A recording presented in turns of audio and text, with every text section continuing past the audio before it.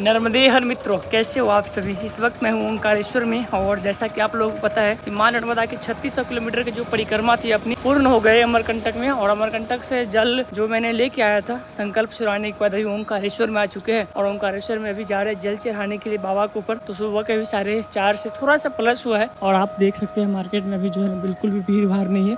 जो साधु या परिक्रमा वासी या कुछ लोग हैं वो सब जो है धीरे धीरे करके अभी जा रहे हैं दर्शन के लिए। तो अभी हम जा रहे हैं, लाइन में लग जाएंगे क्योंकि भीड़ यहाँ बहुत ज़्यादा रहती है। मतलब मार्केट दिन में लोगों से पूरा भरा पड़ा रहता है, लेकिन इस वक्त देख सकते हो बिल्कुल खाली पड़ा है। मुझे लगता है कि दर्शन अच्छे हो जाएंगे और जल भी अच्छे से चढ़ जाएंगे बाबा के, शायद उनका कृपा रहा। तो पहले चलते हैं, लाइन में लग जाते हैं। बहुत सारे लोग गए हैं लाइन में लगने के लिए। भाई साहब आते ही भीड़ देख लो, अभी गेट खुली नहीं है शायद।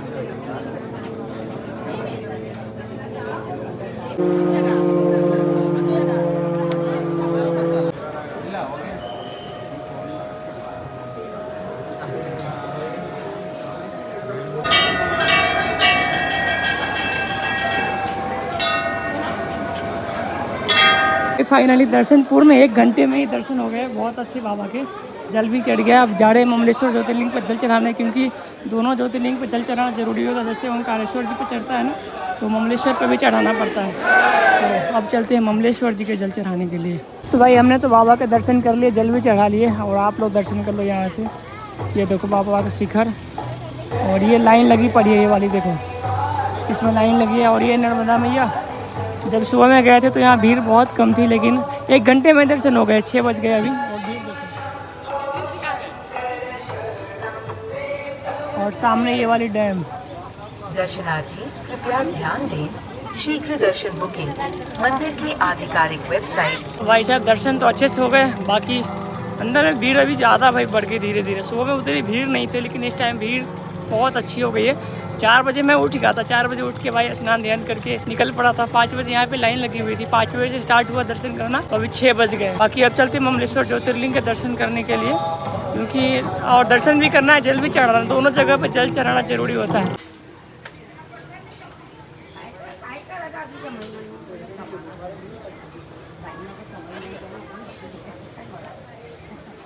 तो सुबह के 6:30 बज रहे हैं और ममलेश्वर भगवान जी के भी दर्शन पूर्ण हो गए।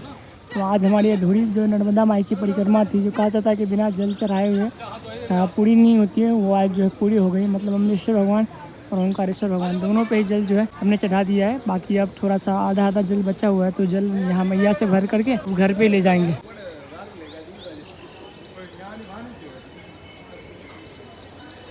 मित्रों अभी मैं हूँ गौमुख घाट पे नर्मदा मैया का किनारे, और जल भी चढ़ गया, दर्शन भी हो गए। सामने जो है आप लोग दर्शन कर सकते हो। बाकी मैया में से हमने जल भी उठा लिया है और इस जल को जो है ना, ये इसमें आधे जल जो है परिक्रमा वाली है और आधे जल हमने अभी लिए है, दोनों मिक्स करके अभी इसको घर ले जाएंगे। बाकी आप लोग यहाँ से दर्शन कर सकते हो। ये देखो, ये ओंकार जी। बाकी बहुत सारे लोग बोटिंग के लिए नाव लगी है, तो नाव से बोटिंग करने जाते हैं। अब ये जो आप ब्रिज देख रहे हो ना, एक ब्रिज इधर से क्रॉस करके उस तरफ जा सकते हैं, दूसरा ये वाला जो है ना झूला वाला ब्रिज, इसको पार करके जा सकते हैं। तो यहाँ से 7 किलोमीटर की परिक्रमा है जिसे हमें लगानी है। तो चलते हैं फटाफट से उस तक पे और परिक्रमा स्टार्ट करते हैं 7 किलोमीटर, क्योंकि ठंडी ठंडी परिक्रमा लग जाएगी तो अच्छी रहेगी धूप आने से पहले। बाकी भीड़ तो भाई अच्छी खासी हो रखी है, तो चलते हैं उस तक। उससे पहले चलते हैं आश्रम पे और मैया को रख देते हैं, फिर परिक्रमा लगा लेंगे।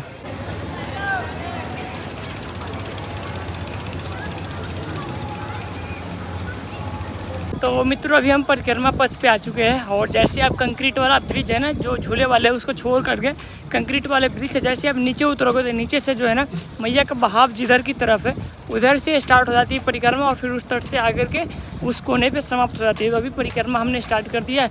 बाकी ये ब्लैक वाले गोगल्स लिया है भाई, गर्मी और धूप बहुत ज़्यादा है इस वजह से। तो अभी जो मैया का बहाव इधर की तरफ है और ये रास्ता परिक्रमा वाली, ये मांधाता पर्वत है जो 7 किलोमीटर का करीब जो है परिक्रमा बताते हैं। जब मैं 12 ज्योतिर्लिंग की यात्रा पे था तो उस टाइम मैंने एक बार परिक्रमा लगाया था, बट अभी मैंने मैया का परिक्रमा लगाया है पूरा नर्मदा जी का, तो इस वजह से ये परिक्रमा भी लगानी पड़ती है। तो अभी हमने जो ये परिक्रमा शुरू कर दी है। एक बार अगर आप कभी ओंकारेश्वर आओ ना, तो एक बार ज़्यादा बड़ा नहीं करना चाहो तो छोटा परिक्रमा आप कर सकते हो, इसका भी पुण्य बहुत ज़्यादा मिलता है। तो इस परिक्रमा को कर सकते हो। और रास्ते जब पिछले टाइम में आया था तो बहुत सकरा रास्ता था, लेकिन अभी मुझे तो ऐसा लग रहा है कि तोड़ करके रास्ता बनाया जा रहा है। इस तट से जो है ना माई का नज़ारा और उस तरफ जितने भी आश्रम या धर्मशाला मंदिर है, इस सबका जो व्यू ना कुछ इस प्रकार से दिख रहा है। ये देखो, बाकी नीचे में ये बोट भी चल रही है।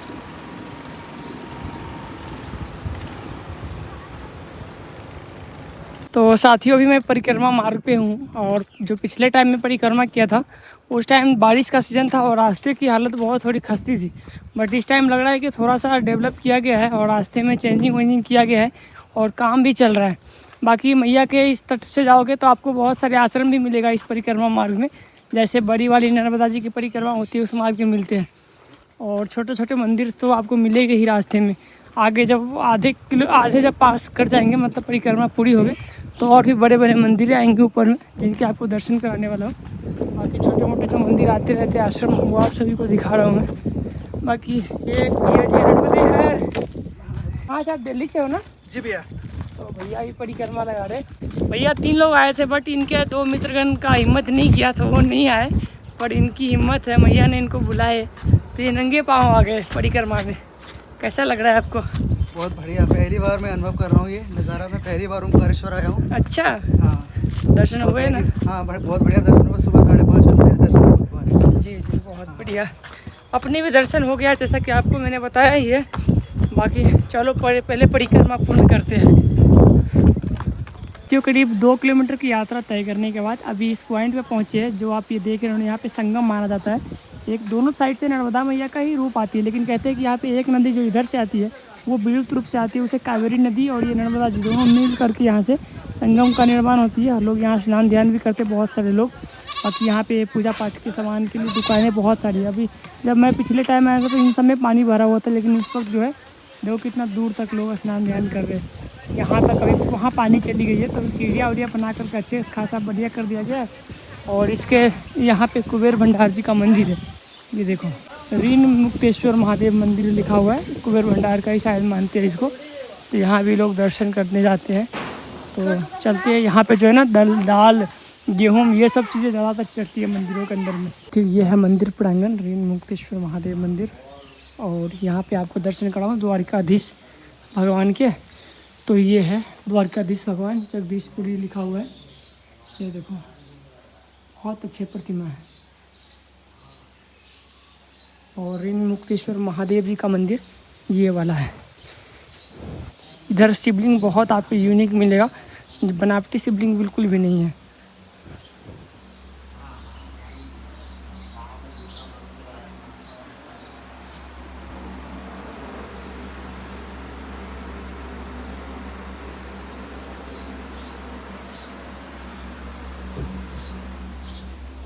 नर्मदे हर। अंदर महाराज यहाँ बहुत परेशान करते हैं भाई।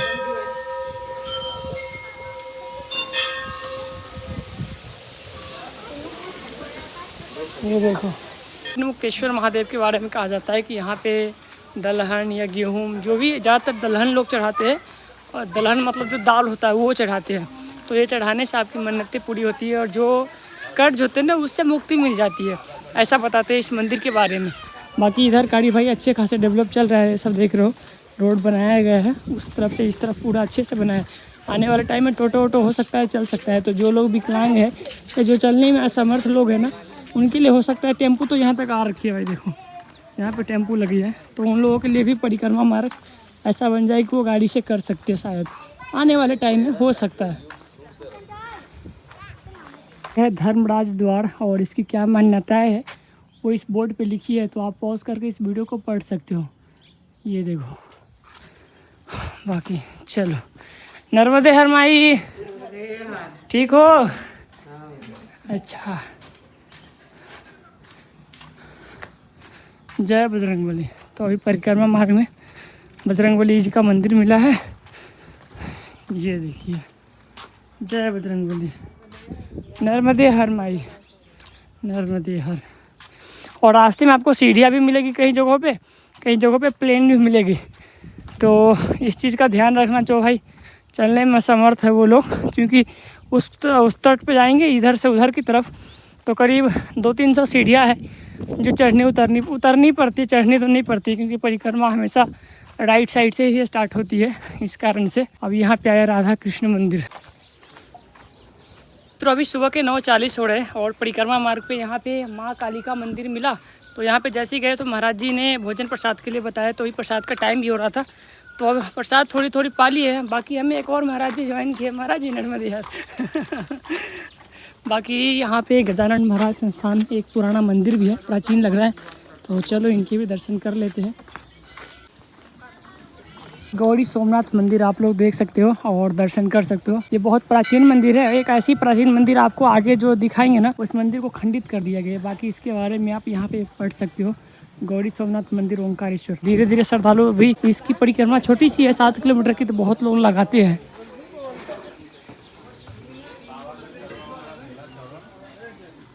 अभी दर्शन कर लेते हैं। बाकी ऊपर में भी दर्शन करने के लिए लोग जाते हैं। एक फ्लोर ऊपर में है और एक नीचे। इससे पहले भी मैं यहाँ पे दर्शन करने गया था।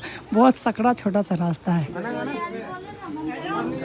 नमो पार्वती पते हर हर महादेव।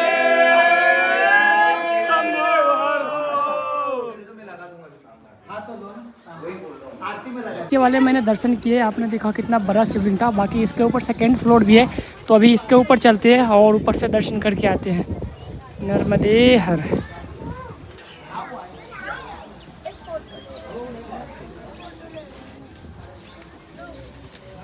सिंगल रास्ते भाई, एक लोग ही आएंगे एक लोग ही जाएंगे। बहुत साकड़ा रास्ता है, देख सकते हो।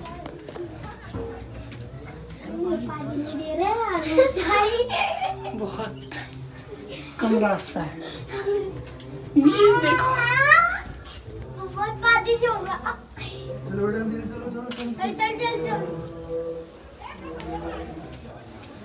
शिव शंभो भोलेनाथ।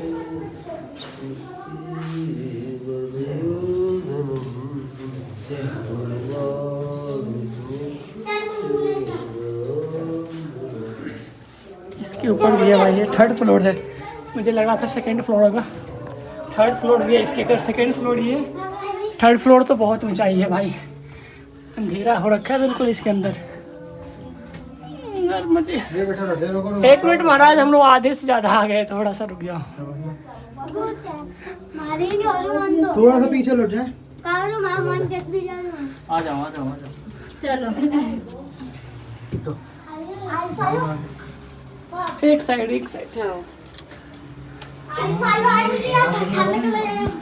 आओ दे। जय भोलेनाथ शिव शंभो। कौन सी महादेव मैया? सिद्धेश्वर महादेव। और नीचे वाले कोठेश्वर महादेव। जय हो। देख सकते हो मित्रों, सबसे टॉप पे हूँ मैं।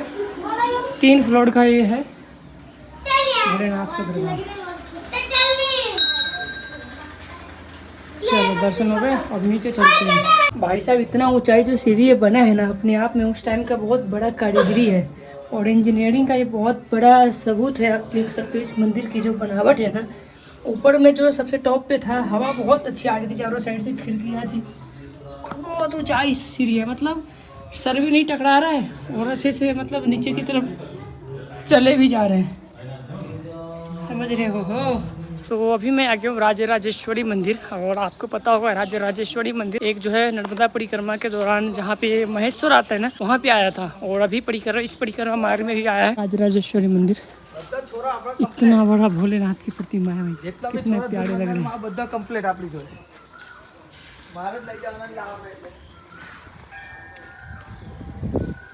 और इधर आदि शंकराचार्य जी का ये बहुत बड़ा स्टैचू है।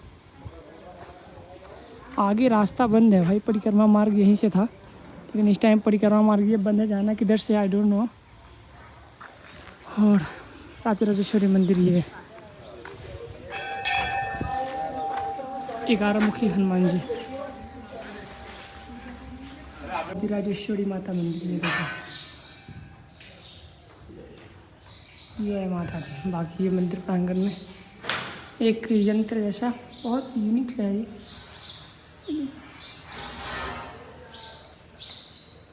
इसके बारे में कुछ आइडिया ये क्या हो सकता है?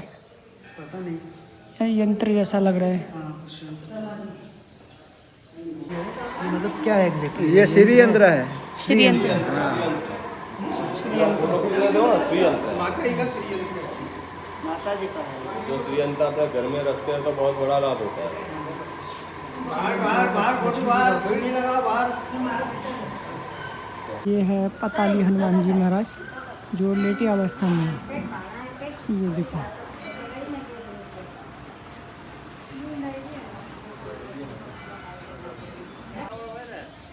गौरी सोमनाथ मंदिर जो है ना, मुझे इसके बारे में बहुत आश्चर्य हो रहा है भाई कि जो मंदिर है इतने छोटे से, ज़्यादा बड़ा नहीं है, और इतने छोटे होने के बाद इसमें 3 मंजिला 2 मंजिले उसके ऊपर है, नीचे वाले छोड़ करके कैसे बनाया है भाई। इतना सकरा सा रास्ता, पतला सा, उसी से लोग आते हैं जाते हैं।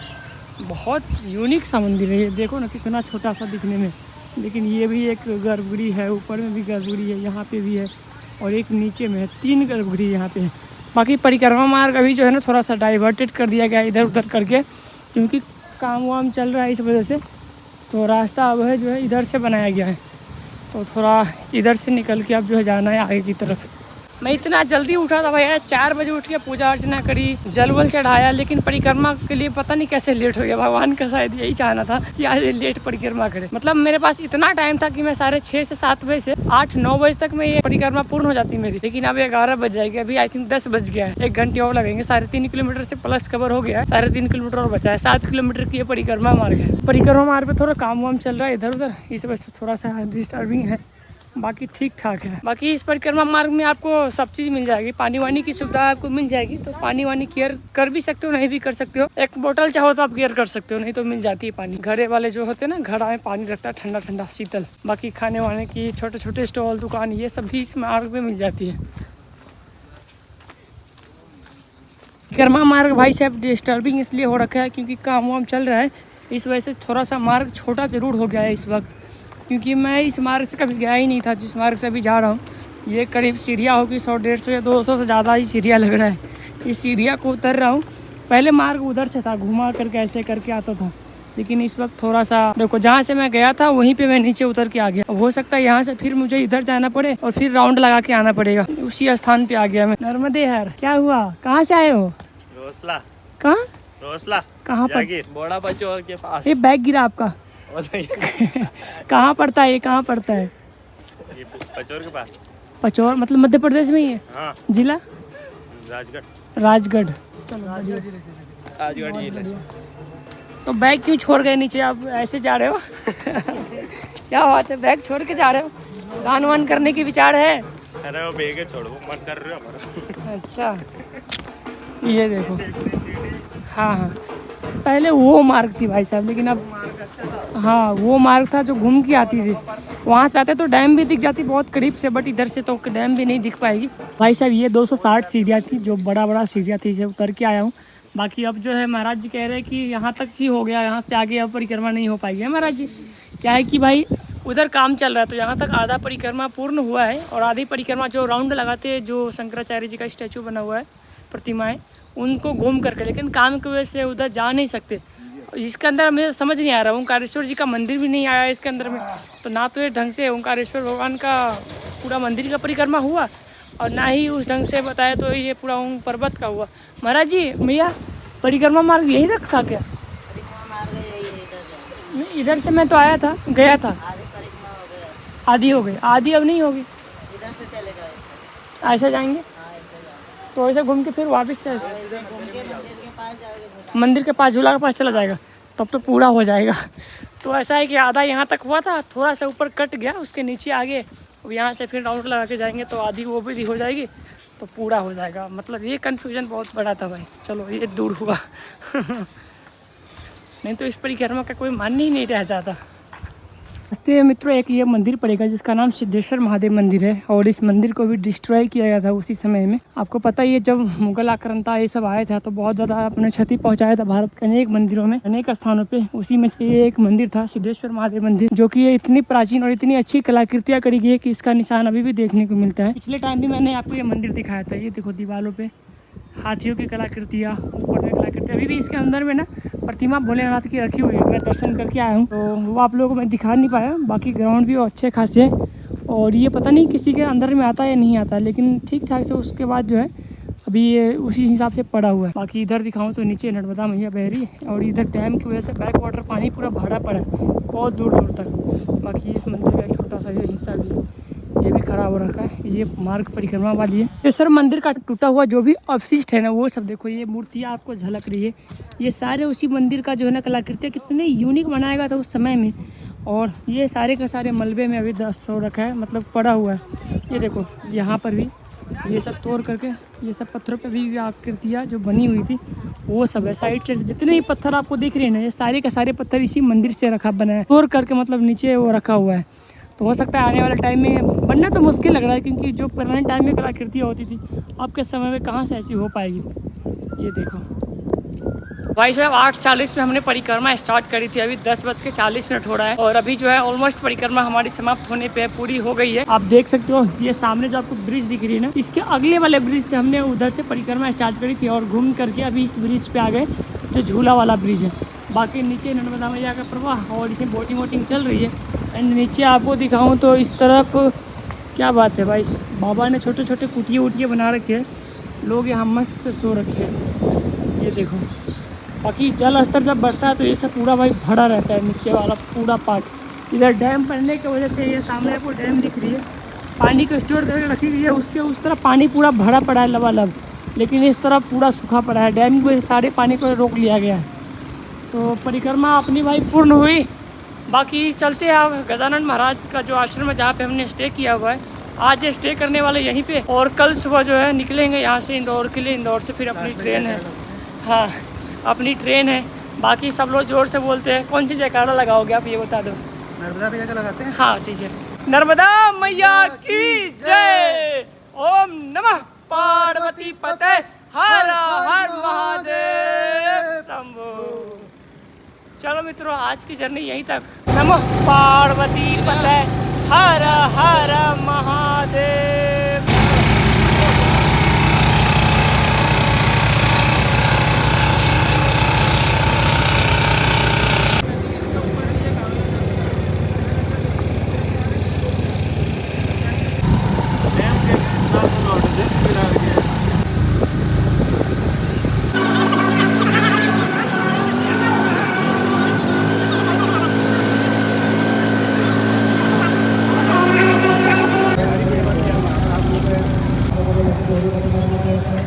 यार शाम के टाइम में जो है ना घाट का नज़ारा कितना सुंदर लग रहा है, जब लाइटिंग वाइटिंग लगी है चकमक चकमक हो रहा है। कितने सारे श्रद्धालु अभी बोट की राइडिंग करके आए, बहुत आनंद आ गया भाई साहब। परिक्रमा पूर्ण होने के बाद जो है मानधाता पर्वत की हम चले गए आश्रम पे। आश्रम के बाद फिर शाम पे आए तो कुछ सामान वामान फोटो वोटो लेनी थी वो सब लिए, और घाट पे आरती होती है तो उस घाट पे गए तो एक भैया था, उनसे बातचीत किए थे। उन्होंने बोला कि चलो आपकी राइड कराते हैं, तो भाई के साथ में गए थे। लगभग 15-20 मिनट जो है बोट पे राइड किए, बहुत आनंद आ गया। उससे पहले चलते जहाँ पे आरती हो रही है, आरती आपको दिखाते हैं कि कैसा होता है। 7 बजे आरती होती है और 7 बजने वाला है। फिलहाल से यहाँ से दृश्य देखो कैसा लग रहा है और कितने सारे श्रद्धालु यहाँ पे आ रखे हैं। ये बोट की टाइमिंग खत्म हो गई है, जितने भी बोट वाले थे सभी बोट ने अपने अपने बोट को लाइन पे लगा दिया है, ये देख सकते हो। तो कितना प्यारा लग रहा है देखने में। अभी तक सभी के सभी चल रहे थे, 1-2 बाकी जो है अभी चल रहे हैं। प्रशासन ने भाई यहाँ पे कड़ी सख्त आदेश दे रखी है कि ज़्यादा नाइट को यार किसी सेफ्टी बिना सेफ्टी का भाई बिना जो क्या बोलते हो जो जैकेट लगाते हैं ना, लाइफ बोट जैकेट, बिना जैकेट के किसी को भी राइड नहीं कराते जाए। और 10 लोगों ज़्यादा सवार भी नहीं हो सकते। एक बोट पे 10 लोगों की दे रखा है लाइसेंस, अगर उससे ज़्यादा होता है तो उसकी लाइसेंस जब्त कराएगी। और बोट भी जो है ना जो नगर परिषद के अंदर में आता है वो उसको जब्त कर लेगी। तो इस वजह से सेफ्टी के मामले में ठीक ठाक है। बाकी छोटा नाव है भाई, वो हिलता बहुत रहता है। थक गया हूँ भाई, सीढ़ी चढ़ चढ़ के, बहुत ऊंचा सीढ़ी है ये वाली, देख सकते हो। ऊपर जाना है, अभी मैं नीचे से आया हूँ पूरा चढ़ के। चलते हैं घाट के पास। जब आए तो यहाँ पे आरती चालू थी, तो आप लोग आरती देख लो नर्मदा मैया के। ओंकारेश्वर में जब पिछले टाइम आया था ना तो डैम का पानी इतनी ज़्यादा भरी पड़ी थी कि आरती देख नहीं पाए थे, मतलब बहुत दूर से सबको दिखाया गया था। बट इस वक्त देख सकते हो यहाँ पे आरती चल रही है। और नर्मदा जी की एक ऐसी स्थान है जहाँ पे जो है महिलाएं आरती करती है नर्मदा जी की। ये बस एक ही ऐसा स्थान है, देखो। दानंद मैया जय आनंद कंदी, ब्रह्मा हरि हरि